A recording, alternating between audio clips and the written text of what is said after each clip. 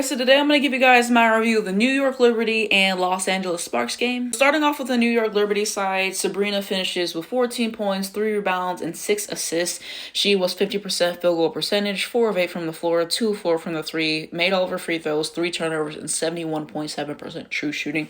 So yeah, Sabrina was efficient. Sabrina was just someone who made the smart plays today, okay? She saw other players getting hot, she passed them the ball, she made the good IQ plays, and she shot the ball when she needed to. Normally she's someone who takes 15 to 20 shots a game. She didn't need to do that. She was effective when she shot the ball, and she was able to get some nice plays out to her teammates as well. So, I think this is a good stat line for Sabrina. Just doing exactly what needed to be done, for the team to win. So I like this for Sabrina. Gotta give a highlight on Jonquel Jones today. She finishes with 21 points, 11 rebounds, 3 assists, okay? 2 blocks, 72.7% field goal percentage, 8 of 11 on the floor, 4 of 5 from the 3, 1 of 4 free throws, 2 turnovers, and 82.3% true shooting percentage. I will say on the free throws, you missed 3 free throws, bro. One time she got fouled and she missed both. I'm like, how do you miss both? I will say that. But overall, I thought that she played well today. I don't understand, and I said this in my Dallas review, why wouldn't you guard Jonquel Jones when you see her open for threes? If you see Jonquel Jones play enough, you know that she can knock down the three. Why aren't you getting there fast enough to contest it? So many times they left her open for threes, and I don't know why they are trying to get shots on her in the paint. Multiple times I saw Rakia trying to do that. She said, give me that shit. Same thing with Hamby. You see Jonquel Jones in the paint, you pass the ball. She's going to be hard to finish over, just because of how tall that she is and how physical that she plays. And some of the stuff she be doing pissing me off the way that she plays. But I just thought she was effective tonight. Making sure that she got those wide open threes, getting some stuff in the paint. She makes it look easy. She moves really light and fluid. Jonquel Jones, best center in the league. And like I said, she is underrated. That's why I put her on my team for players I want Paige to win a championship with. Because Jonquel Jones don't get enough credit. But she played like I know that she can play. So I thought that this was a great game for Jonquel Jones today and a huge difference maker. In the beginning, it was her. Was it Emma? It might have been someone else. But they combined for 16 points. So from beginning to end, I thought Jonquel Jones was making a difference. And you also got to shout out Emma Meeseman. So she finishes with 24 points, 9 rebounds, 4 assists, 1 block, 60% field goal percentage, 9 of 15 from the floor, no threes, 6 of 7 free throws, 2 turnovers, and 66.4% true shooting. So I thought she played well today. Seeing the highlights and everything like that, she was getting a bunch of floaters and just shots in the paint to go as well. And she was just effective whenever they gave her the ball and just getting those shots to go, making it look easy. So she played well today, and a huge reason why the Liberty win, along with Jonquel Jones, and Sabrina was able to make her contribution as well as everyone else. But it was really nice to see how they were sharing the ball today. And we continue on. So we have Leonie Fibic, 27 minutes, 20 points, 2 rebounds, 4 assists, 1 steal, 1 block, 70% field goal percentage. So yeah, she played well, quiet 20 points. You look at Marie Johannes, 23 minutes, 9 points, 4 rebounds, 4 assists, 1 steal, 1 block, 37% from the floor. Not the best with efficiency, but you take it. Natasha Cloud, 32 minutes. I think it says 11 points, 50% field goal percentage. So yeah, she had this one where she went just drive down the paint. She saw the opening. She was able to get the layup. So she has some good plays. I don't know. I feel like she's kind of been selling the last few games that I've seen her. I would expect 15 to 20 points from Cloud. She had some nice plays this game, and it was enough to win. But I'm kind of expecting more from what I've seen, from what I have seen. But, it was enough to win today. So, you take those things. Then we continue on. Talbot, 17 minutes, 3 points, 1 rebound, 4 assists. 25% from the field. I'm not moved, bro. I'm not moved. Garner, 6 minutes, 3 points, 2 rebounds, 50% from the floor. Not bad. Kennedy Burke did not play. And I saw something on Twitter where it was she was in her uniform in case of emergency. What? In case of emergency, she would have had to play when she's not ready to play. This is Kathy's fault, bro. It all leads back to Kathy and her scheduling and all those other things, bro. So many people are getting hurt, and there was a chance she had to play in case of emergency. I feel bad for the Liberty, just with all the injuries that they have to deal with. I think they only have 9 available players, so it's unfortunate.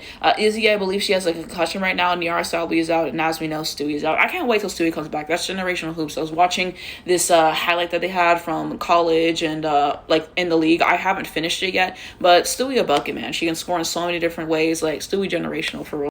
we go into the advanced metrics for today's game. So first quarter, 30-28. So I thought in the beginning they were keeping it close. Again, kind of trading bucket for bucket. The defense by the Liberty and by the Sparks could stand to be better whenever teams are scoring 90, 100 points. That's how you know your defense is trash, okay? So they had some good defensive possessions throughout the game. I'm referring to both teams. But yeah, that was really bucket for bucket in the beginning. And like I said, Jonquel was holding it down as well. I think Emma was holding it down. Like, it was entertaining to watch. It was entertaining to watch, and the Sparks were, doing what they do. Second quarter, the Liberty outscored 22-14. Third quarter, it's tied 28-28.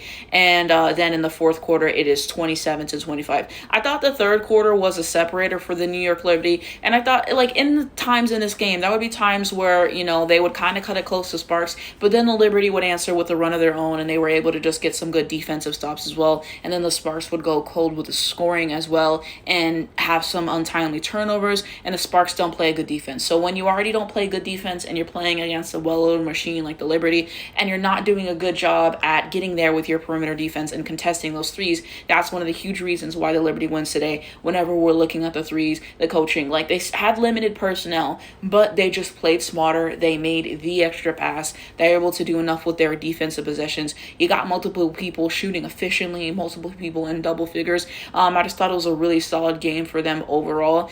So that's kind of my overarching view. I will say I like the first half of the game more than the second half. Anybody else agree? I did watch the replay for this because I was watching the Dallas game and I had to review that first, but I thought this was a good game. I thought this was entertaining. Biggest leads, Liberty had an 11 lead in the third quarter and Sparks had a 4 lead in the first quarter. I continue on to run. So Liberty had a 12-2 run in the first quarter. Sparks had a 12-3 run in the first quarter. Liberty had a 13-4 run in the second quarter. Best player streaks, you have Leonie Fibich with 8 and Kelsey Plum with 7.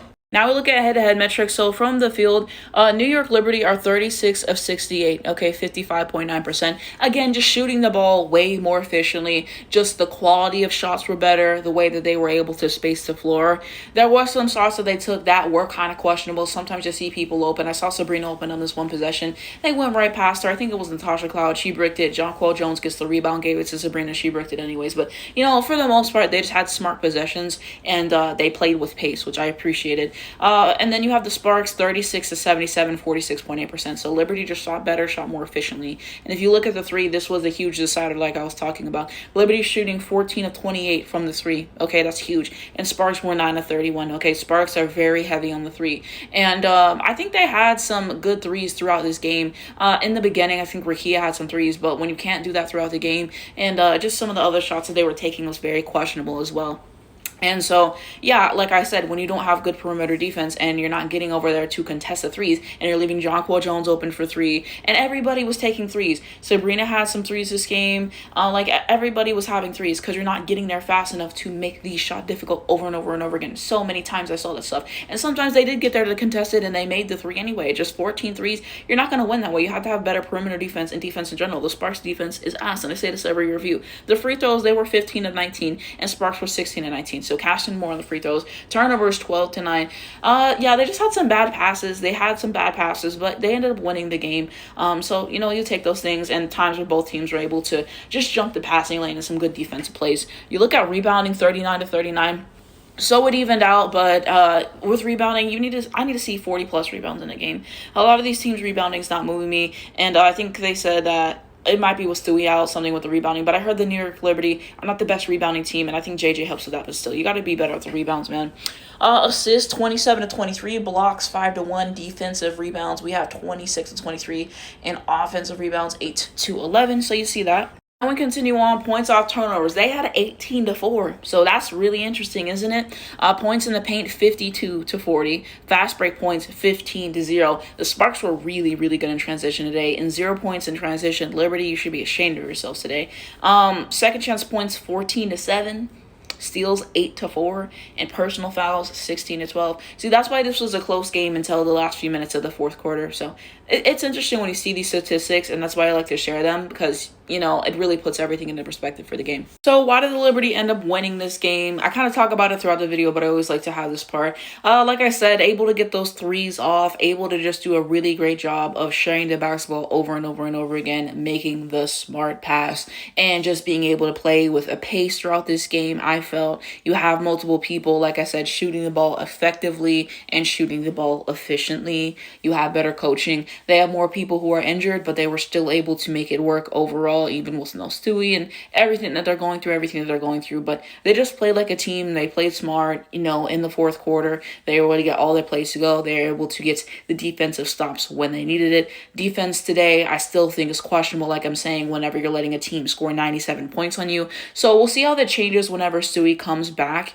for sure, because she's definitely going to help them offensively and defensively as well.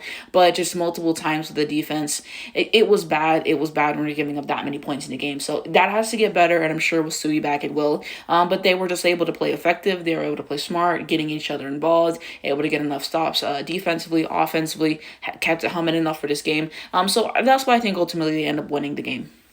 We go to the LA Sparks side. So Kelsey Plum, for the most part, I thought played well today. 26 points, 5 rebounds, 5 assists, 61.5% field goal percentage, 8 of 13 from the floor, 2 of 5 from the 3, 8 of 8 free throws, which, of course, 1 turnover, and 78.7% true shooting. I feel like most of these shots that she had were in the beginning. I feel like she had some in the second half, but I feel like most of her dominance was at the beginning. But like I said, Kelsey Plum on the shots ball, she's fun to watch, and a lot of the shots fell today. Able to get some threes off, able to drive to the basket, and get some tough shots off as well. I think she had one on Cloud, a one-on-one, so I thought that was impressive.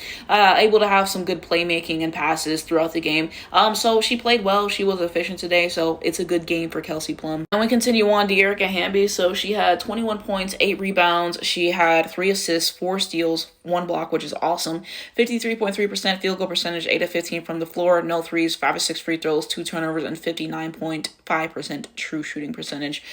So someone like that played well. There was this one play, I think she got the steal, she had the bucket, and then she got the ball back on the next possession. She scored again. So just able to get some good finishes at the basket. Like I said, I don't know why you're driving and trying to get shots off with Jonquel Jones in front of you, because she's going to get you pretty much every single time. But I thought she was someone who was positive for the Sparks so many times, able to come through in those possessions overall. So offensively, she was getting it done.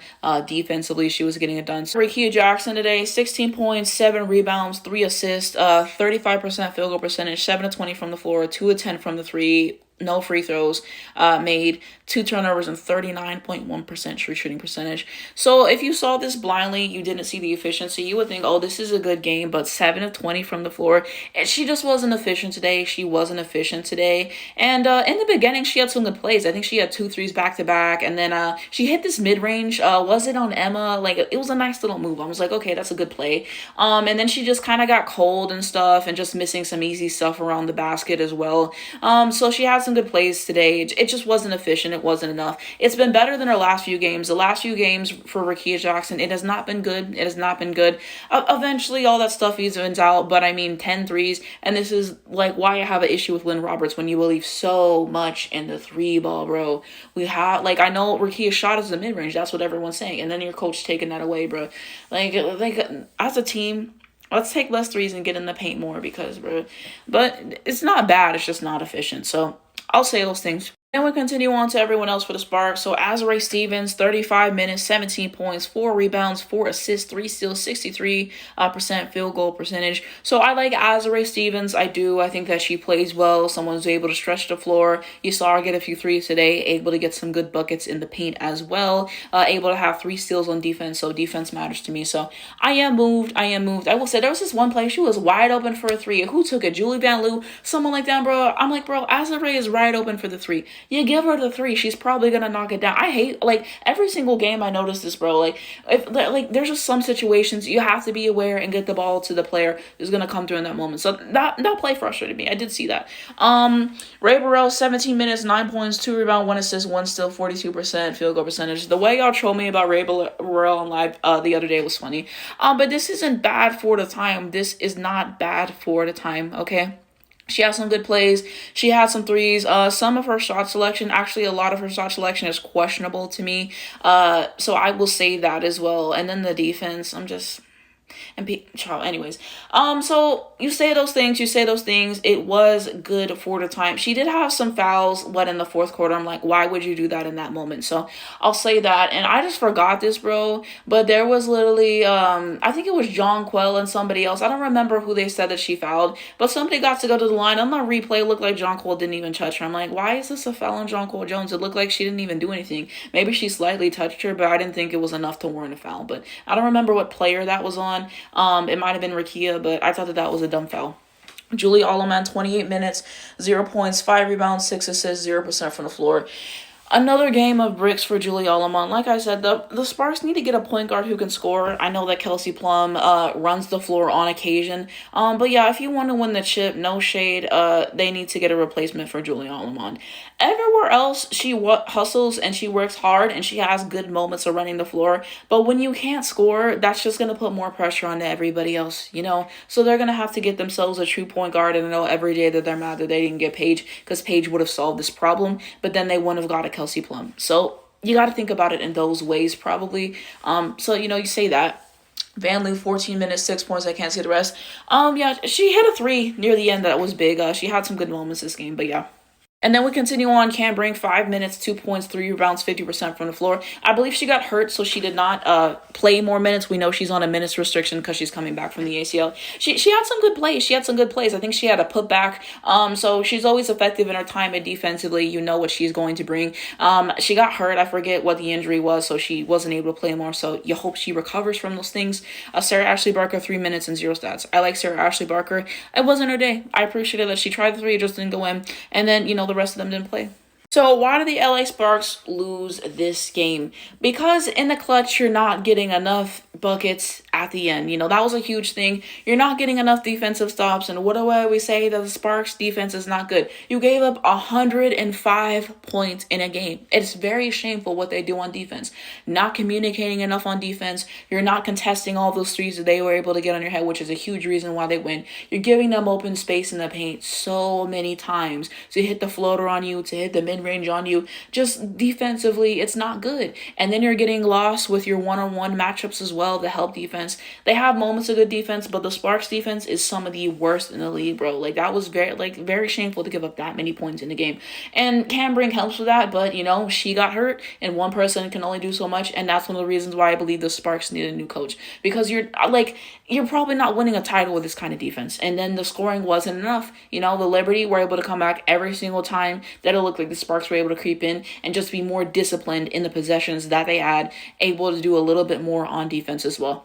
And then they had some fouls in the fourth quarter, and then you're sending the Liberty to the line as well. And the Liberty have more people who are hurt right now, but they were able to make the best of it. They got better personnel, they got better coaching, and the Liberty just did exactly what they needed to do. They end up winning this game despite all the injuries and all that stuff. The Sparks have to work on the defense. That is the big thing that you have today, and you just hope Rakia gets in the point where 25 points plus a game. You kind of need that.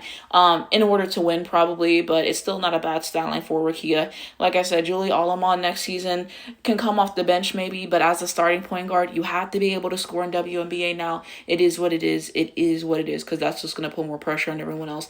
But, we had multiple people in double figures. I thought this was an entertaining game. They were able to keep it close. So I enjoyed it. Figured I'd catch the replay because, I want to be tapped into these teams. I do like to watch these teams and stuff. I'm trying to decide what game I want to review tomorrow. So we will see. And I will be going live tomorrow. That's at least the plan, 4 p.m. Eastern time. So please join me if you wish so we can talk about basketball and have fun, because the first live was fun. But let me know what you guys think down below in the comments of this game. What were your favorite plays, least favorite plays? What did you think about it overall? And we can continue that conversation.